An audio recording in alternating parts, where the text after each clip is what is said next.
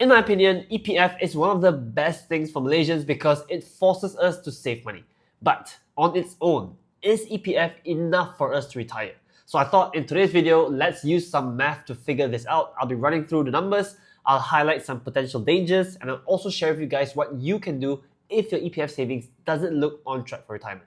Let's get to it. But first, let me explain real quick how EPF works, just in case some of you guys are not very familiar with it. So, EPF is mandatory. We have to make a personal contribution of 11% of our salary. This goes directly to EPF every single month. And then our company or our employer will also make a contribution. This is anywhere between 12 to 13%. If your salary is below 5,000 ringgit a month, then it's mandatory for them to give you 13%. But if you're earning over 5,000 ringgit, then yeah, the mandatory amount is only 12%. But still, to me, this is a really good number. Another good thing about EPF that I like is that it's fixed in value. So 1 unit will always equal 1 ringgit, meaning that we cannot really lose money with our investments in EPF.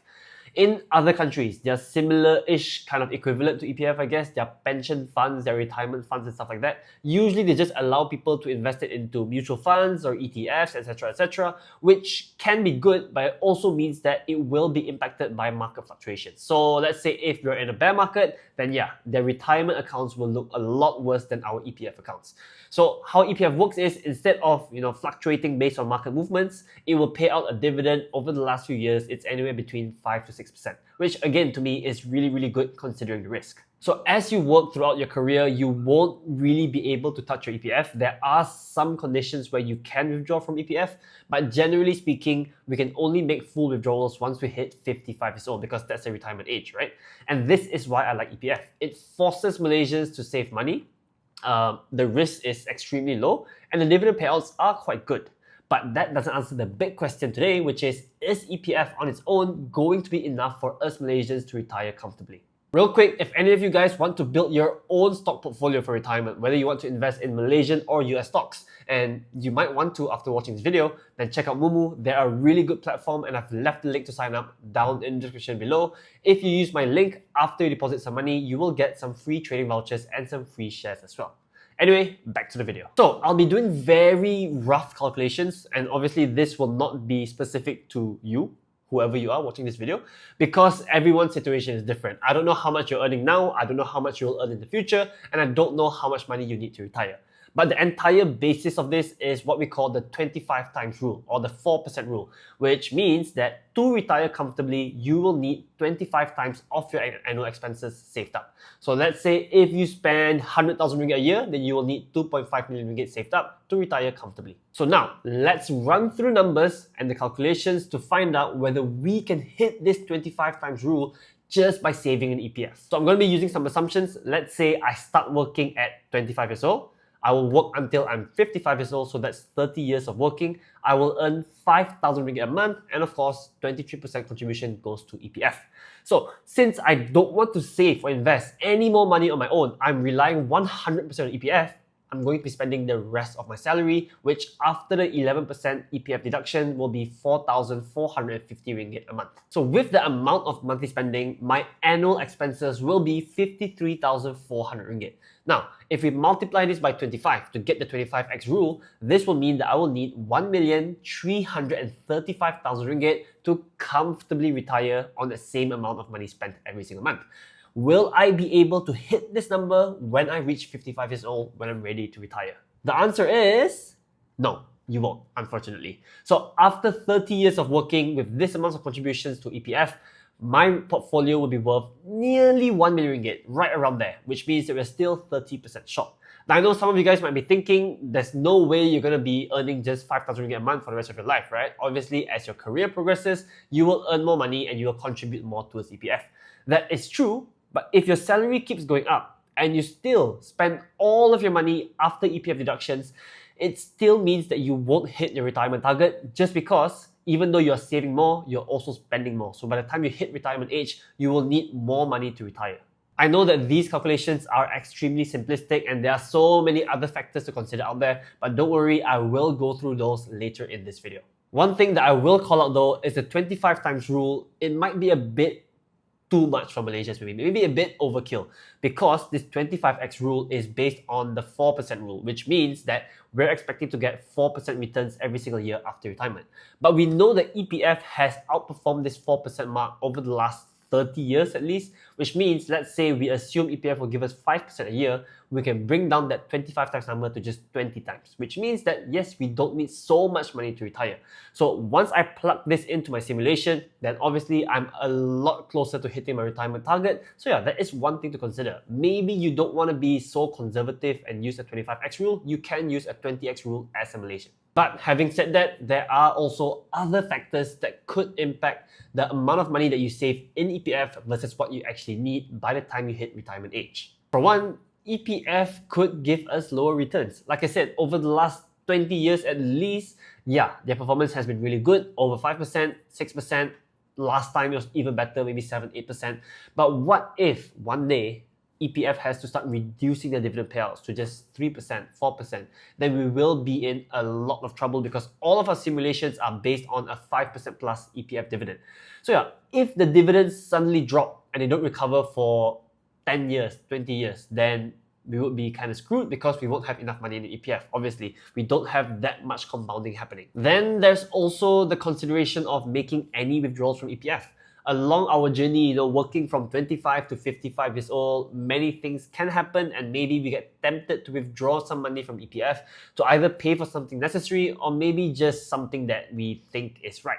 Maybe you decided to buy a house, or maybe you need to fund your children's education and you want to use your EPF money to fund this. And then there's also the introduction of EPF Account 3 or Account Flexible very recently, which means that any Malaysian can withdraw up to 10% of their EPF account at any time they want for no reason whatsoever. So this is, I guess it goes without saying, but any withdrawals that you make along the way will negatively impact how much money you have in your EPF by the time you hit 55 years old, and that will mean that you'll be even further away from hitting your target. And finally, one thing that I must call out is inflation, which is almost 100% guaranteed. So just because we say that we can survive on 3,000 ringgit a month today, and then we use our 25x rule, we do all the calculations, we say, hey, when I'm 55, I will have enough money. But when we're 55, in 30 years time, 3,000 ringgit a month will not be enough. Most likely you'll need double that, 6,000 to 7,000 ringgit a month. So yeah, this is again something that you need to consider on whether how much money you really need to retire. So what can we do instead? If you are insistent that you don't want to save or invest any more money beside EPF, you want to just 100% rely on EPF, then to me, I only see two possible options for you. One way is to just work longer. So in the assumption that I used earlier, I said that I started work at 25, I retired at 55, so I worked for 30 years. But let's say you're a workaholic, you're a try-hard, you start working at 22, which is what I did actually, and then you work all the way to 60. So now you're working 38 years. Obviously, you will have more money because one, you're contributing more, and then two, you also let the power of compounding work for longer. So in this instance, your EPF value by the time you hit retirement goes from just 1 million ringgit to now 1.7 million ringgit. A lot better, a lot more money, more realistic for you to survive retirement. Another option is for you to just reduce the amount of money that you spend once you retire. So to me, I think this is technically possible, right? When you retire, your costs should be lower. Maybe you don't need to pay for transport anymore, toll, parking, and maybe your kids are all grown up, they don't need your financial support anymore. So yeah, this is also another viable option. So let's say now you're spending 6,000 ringgit a month in your 40s. You can say that by the time I hit 55, 60 years old, when I retire, I'm going to bring down my spending to just 3,000 ringgit.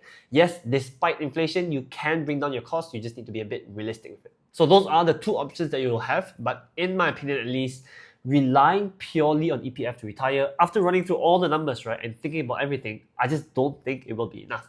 Which means that we are left with only one option, which is fun, to save and invest more beyond EPF. So earlier in this video, I did say that, even if your salary progresses as your career progresses, as you become a manager and stuff like that, even if that happens, but you continue to spend all of your money except your EPF contributions, you will still not hit your target, because even though your contributions are now more, your spending is also more, which means when you retire, you will also need more money. So the logical thing to do is, as you earn more money, you need to save more money as well. You need to minimize your lifestyle inflation.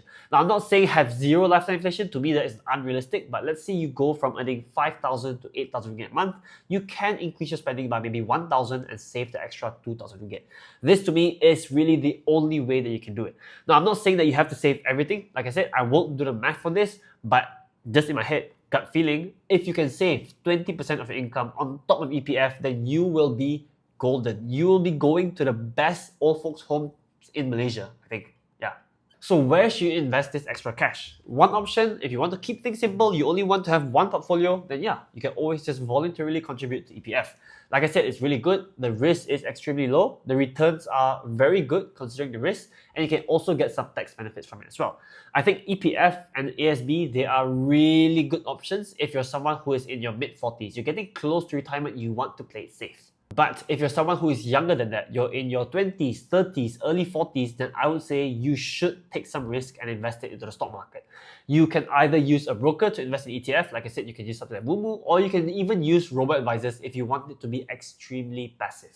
So the only reason I'm saying this is that over the last 10, 20 years, or maybe even 50 years, the stock market on average has returned more than what EPF has given. If we look at the S&P 500, for example, over the last 10 years, the average annual return is 13%, 1-3. That is really high. Look, if EPF can give us 13% dividends a year, I won't even be making this video because EPF alone will be enough for most of us. Now, I'm not saying that this is realistic to consider, it's not realistic for you to say that the S&P 500 will continue giving us 13% returns over the next 30 years. I don't think it will. But even if you're a bit more conservative and we say, hey, investing into a US ETF to give us 7-8% a year, I think that is still good enough and it still will outperform EPF. And the reason I say that we should do this when we're young and people who are maybe in their mid-40s, early 50s shouldn't do this is that because when we invest into stocks, prices can go up and down and it can go down very far for very long. If you're someone who is close to retirement, you don't want to risk this because you don't want to retire in the middle of a bear market, you won't have enough money to retire. Whereas if you're someone in your 20s and a bear market happens, you have like 30 more years to work. Hopefully, by then, the bear market will be over, right? And you'll be riding the gains. So yeah, that's basically the thinking on why people who are younger should consider riskier investments for potentially higher returns.